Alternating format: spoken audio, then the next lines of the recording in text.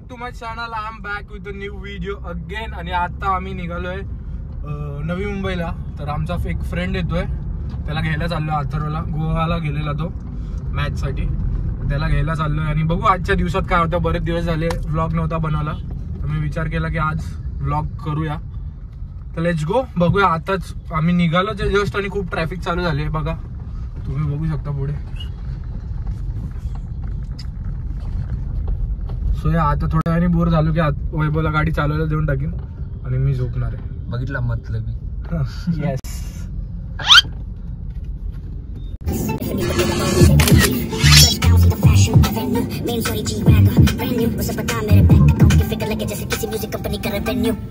Driver change. आता driver झालाय वैभव. आता मी झोपतो जरा, कारण की सकाळी 5 वाजता उठलोय. का काय माहित. अरे कहना क्या चाहते हो. आणि रात्री पण 1 वाजता झोपलोय, कारण की झोपच येत नाही. उसकी यादों ने मुझे पागल कर दिया.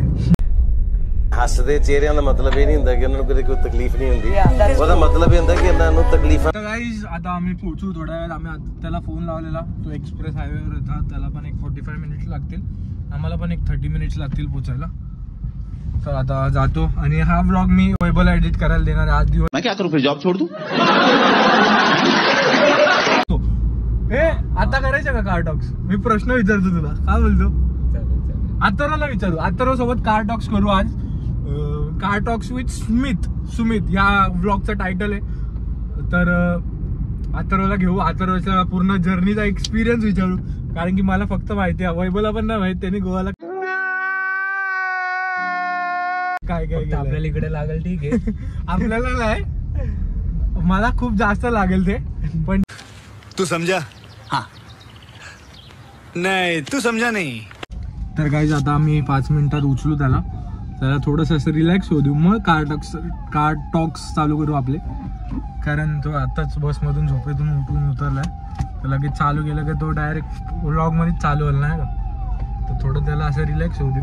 तर गाईज इथे पार्किंगचा लय इश्यू आहे. काय विषय आहे नवी मुंबई, पार्किंगची जागा द्या आम्हाला. आता तो बघू इथे लाव, इकडे लागू दरवाजे.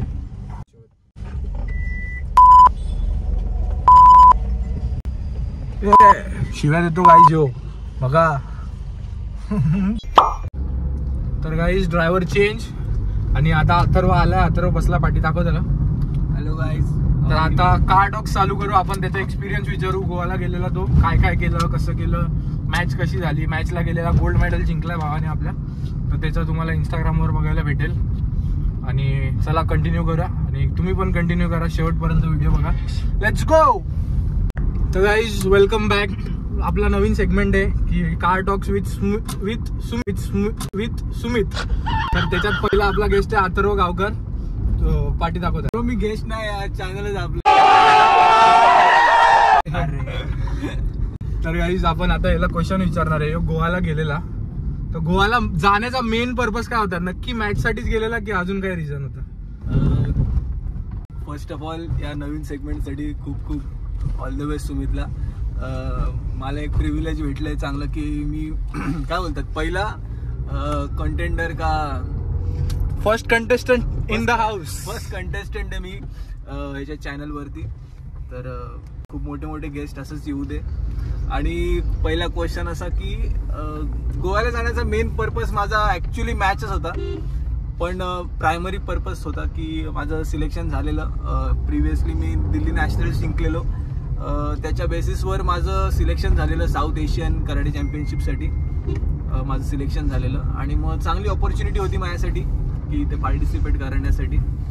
सो हा एक प्रायमरी पर्पज झाला.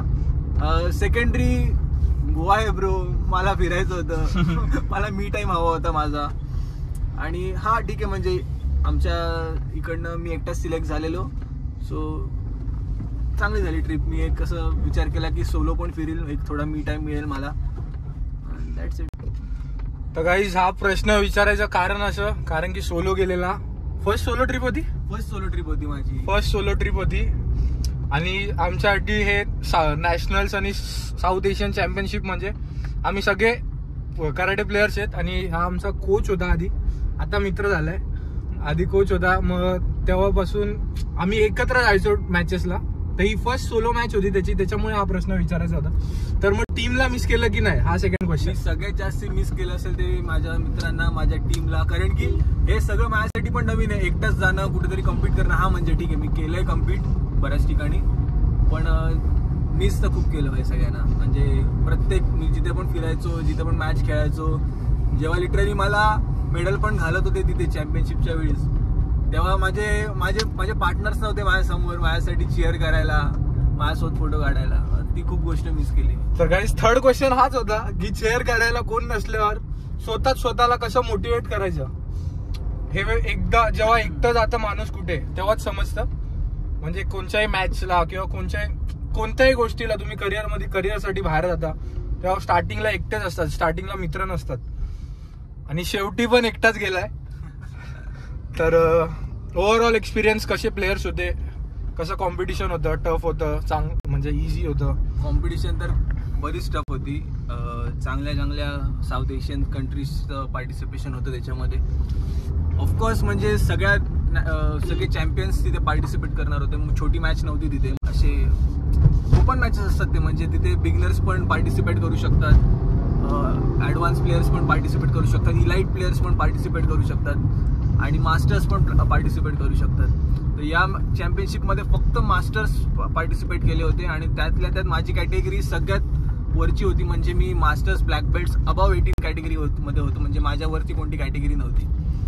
तर येस, ऑफकोर्स म्हणजे प्लेयर्सची क्वालिटी ऑफ फायटिंग, एक प्लेयर्सचा माइंडसेट खूप चांगला होता तिकडे. तर गाईज आम्ही नेक्स्ट टाइम ट्राय करणार आहे सिलेक्शन ट्रायल्सला. सगळे आम्ही जेवढे कोचेस, आमची टीम होती ती ट्राय करणार आहे की सिलेक्शन ट्रायलला जाऊन सगळे सिलेक्ट हो, आणि एक चॅम्पियनशिप परत आमच्या ज्या जुन्या आठवणी आहेत त्याच्यासाठी परत एकदा आम्ही पूर्ण टीम जाऊन पुढची एक नॅशनल किंवा जी पण मॅच असेल मोठी मॅच ती आम्ही खेळणार आहे. आणि लवकरच होप करतो की लवकरच ती मॅच होणार आहे. मी गॅरंटी देतो या गोष्टीची की लवकरच आम्ही पूर्ण टीम परत एकदा खेळणार आहोत आणि एकत्र खेळणार आहोत. मेन आणि ती चॅम्पियनशिप म्हणजे आम्ही आता मी तुम्हाला सांगेन की आम्ही प्रॅक्टिस नाही करत जास्त, असं की येतो का मी प्रॅक्टिस नाही करत, पण एक्सपिरियन्स एवढा आहे की एक्सपिरियन्स बेस्ट खेळायचंय. तो प्लेअर तोच असतो जो एक्सपिरियन्सवर जिंकतो. आता प्रॅक्टिस नव्हती एवढे दिवस, तरी एक्सपिरियन्सवर फक्त गोल्ड मेडल मारलाय. एशियन चॅम्पियनशिप मध्ये गोल्ड मेडल मारणं ही खूप मोठी गोष्ट आहे. आणि जे प्लेयर्स आहेत त्यांचे ड्रीम्स आहेत लोकांचे जे पूर्ण होत आहेत. सो या कार डॉग्स मध्ये अजून काय प्रश्न विचारू शकतो आपण अथर्वला? अजून अदर ऍक्टिव्हिटीज काय काय केल्या? स्पा किंवा स्काय डायव्हिंग, स्कुबा डायव्हिंग, असं काय काय केलं? मी असं विचार केला माझ्यासारखे अजून सोलो ट्रॅव्हलर्स भेटतील मला, मग त्यांच्यासोबत जरा हँगआउट करायला वेळ भेटेल मला, म्हणजे त्यांच्यासोबत मी फिरू शकेन. पण अनफॉर्च्युनेटली तसं काय झालं नाही. सो मी पडलो बाहेर, एक बाईक रेंट केली आणि निघालो. जस्ट असं इथे तिथे फिरत होतो गोव्यामध्ये. असं डेस्टिनेशन हे काय नव्हतं, मी फक्त गाडी चालवत होतो पेट्रोल भरलेल्या गाडीमध्ये. इथे तिथे जो रस्ता दिसेल तिथे टाकत होतो गाडी. तिकडे मला कोलवा बीच जवळ होता. सो सगळ्यात पहिले मी डिसाईड केलं झालं कोलवा बीचला जाऊ. आणि तिथे खूप म्हणजे असे लाईनीच सगळे ऑफकोर्स बीच होते. कोलवा बीचला गेलो आणि तिथे मार्केट एक्सप्लोअर केलं. नंतर मी बीचवर गेलो तेव्हा मी जस्ट सुमितला व्हिडिओ कॉल केलेला की दाखवायला की मी फिरतोय एकटा, कारण की मला आठवण येत होती माझ्या मित्रांची. मी असं वरती बघितलं, अरे तिथे पॅराग्लायडिंग चालू आहे. मी बोललो फक व्हाय नॉट. मग मी असं बघितलं, इधर म्यूट आहे का? मग ठीक आहे, मी बोललो की कुठे चालू आहे नक्की. मग मी असं बघितलं की ना लाईनीनी बीच होते. तर फर्स्ट सेकंड थर्ड बीचवरनं पॅराग्लायडिंग चालू होतं, म्हणजे लाईनीनी. मग असं मला काय काम होतं तसं, पण मला टाइमपासच करायचा होता. मी चालत गेलो त्या पॅराग्लायडिंगच्या डायरेक्शनला आणि तिथे मग बघितलं की हां बाबा चालू आहे पॅराग्लायडिंग. मी तिथे एन्क्वायर वगैरे केलं आणि म्हणजे तिथे होता थोडासा rate expensive, but I thought की वाय नॉट भाई, कधी करायला भेटेल परत, नेक्स्ट टाइम येईल तेव्हा येईल. आता आलोय, थोडी फक्त बीचवर बसणार आहे, मग वाय नॉट. मी पॅराग्लायडिंग केलं तिथे. म्हणजे पायलट खूप मस्त होते तिकडे. म्हणजे खूप जॉली पर्सन होते, माझ्याशी खूप गप्पा मारल्या त्यांनी आणि मस्त त्याचे क्लिप्स पण आहेत माझ्याकडे, मी ते पोस्ट करणार आहे नक्कीच. मग पॅराग्लायडिंग केलं. Paragliding out of the world experience होता, मला खूप आवडलं. बीचवरनं म्हणजे पूर्ण काय व्ह्यू, माइंड ब्लोईंग व्ह्यू दिसला त्या पॅराग्लायडिंगवरनं. गाईज आम्हाला जर यांनी क्लिप्स दिले तर तुम्हाला ब्लॉग मध्ये दिसतील, म्हणजे या व्हिडिओ मध्ये दिसतील ते. नक्की नक्की. आणि एक याची फाईटची आपण एक थोडी क्लिप टाकू याच्यात, म्हणजे तुम्ही जर माझ्या चॅनलवर खालती गेलात तर एखादी माझी फाईटची व्हिडिओ आहे युट्यूबला, तर जाऊन बघू शकता तुम्ही. आणि आता कितवी चॅम्पियनशिप होती तुझी? कसली म्हणजे इंटरनॅशनल ही माझी 4थी इंटरनॅशनल चॅम्पियनशिप आहे माझ्या करिअरमध्ये. मी जवळजवळ बरेच, आता नॅशनल्सचा काउंट नाही माझा, कारण की नॅशनल्स मी खूप खेळलेलो आहे, बऱ्याच वेळा नॅशनल चॅम्पियन पण झालेलो आहे. हां, पण इंटरनॅशनल ही माझी 4थी. आणि सर्वात बेस्ट कुठली झाली चॅम्पियनशिप आतापर्यंत? सर्वात बेस्ट मला असं वाटतं की नेपाळची झालेली, कारण की नेपाळची चॅम्पियनशिप खूप एक्स्ट्रीम लेवल टफ होती आणि माझा फॉर्म तेव्हा खूप चांगला होता. तेव्हा मी खूप चांगल्या कंटेंडर्स सोबत फाईट खेळलेलो, इराण सोबत खेळलेलो मी, बांगलादेश, श्रीलंका या प्लेयरसोबत खेळलेलो आणि त्यांच्यापेक्षा माझा फॉर्म जरा खूप चांगला होता आणि सो ती चॅम्पियनशिप जिंकलेली. ती चॅम्पियनशिप खूप छान होती. तर आणि गाईज आता लोकांना वाटतं की सिलेक्शन होऊन जातं, लोक पैसे भरून जातात, पण ते एवढं इझी नाहीये इंटरनॅशनल नॅशनल मॅचेस खेळणं. बऱ्याच लोकांचं सिलेक्शनच होत नाही कुठून. आणि ओपन मॅचेसला तर पैसे भरून जाऊ शकतो आपण, असं नाही, पण त्याच्या आधी सिलेक्शन ट्रायल्स होतात आणि पैसे पण त्याची फीज अशी थोडीफार नसते की तुम्ही कोण पण म्हणजे असं खेळू नाही शकत बेसिक पासून. त्याच्या खिशात जरा मनी युट्यूबवरून येईल तर मी जाईल एकदा. आणि पहिली चॅम्पियनशिप झालेली तेव्हा तुझी फिलिंग कशी होती? पहिली चॅम्पियनशिपच माझी नेपाळची होती. अच्छा. नेपाळची चॅम्पियनशिप माझी, म्हणजे ऑफकोर्स मी फर्स्ट टाइम इंडियाच्या बाहेर गेलेलो आणि काय बोलू, म्हणजे खूप नर्वस तर खूप होतो मी, कारण की इंडियन्स लोकांशी खेळणं आणि फॉरेनर्सशी खेळणं एक खूप म्हणजे वेगळा माइंडसेट आहे. सल्यूट करेन मी फॉरेनच्या माइंडसेटला, की कारण की त्यांचा गेम प्ले खूप चांगला आहे. ते विचार आपल्यासारखा नाही करत, ते विचार खूप वेगळ्या पद्धतीने करतात. आणि तुला शिकायला काय काय भेटलं आता इंटरनॅशनल खेळला एवढं? ते शिकायला तर टेक्निक्स मिळाल्या मला, नाही टेक्निक्सपेक्षा जास्त मला त्यांचं माइंडसेट शिकायला चांगला मिळाला.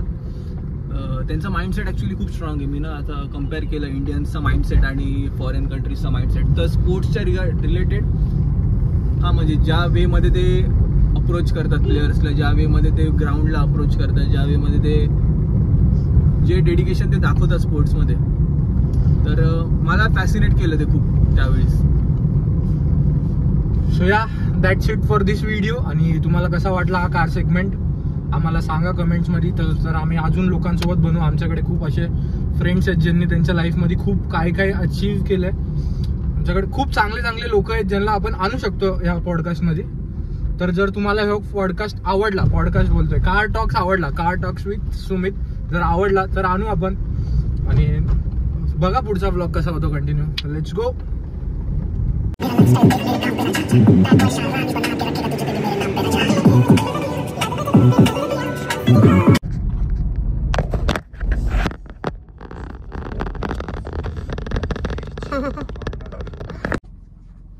हसून घ्या.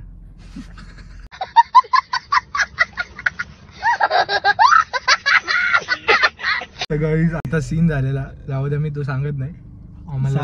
सच्चाई व्लॉग आहे, सच्चाई व्लॉग आहे. पण हा, गाडी चालवताना फोन नका वापरू, अजिबात नाही. थोडा ले लो आप, समज जाओ.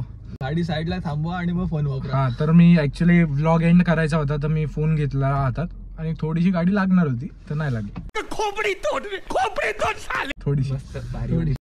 थोडीशी पण वाचली. त्याचं आपलं शातीर आहे, लगेच लक्ष गेलं आपलं. तर हा व्हिडिओ एवढाच. ह्याच्यात पहिल्यांदा आपण कार टॉक्स टाईप असं केलंय. आपण बघू, जर लोक म्हणजे ऑडियन्सला आवडला तर आपण परत करू. तर I hope you all will like this video. If you guys did, make sure subscribe my YouTube channel and I will be back with a new video soon.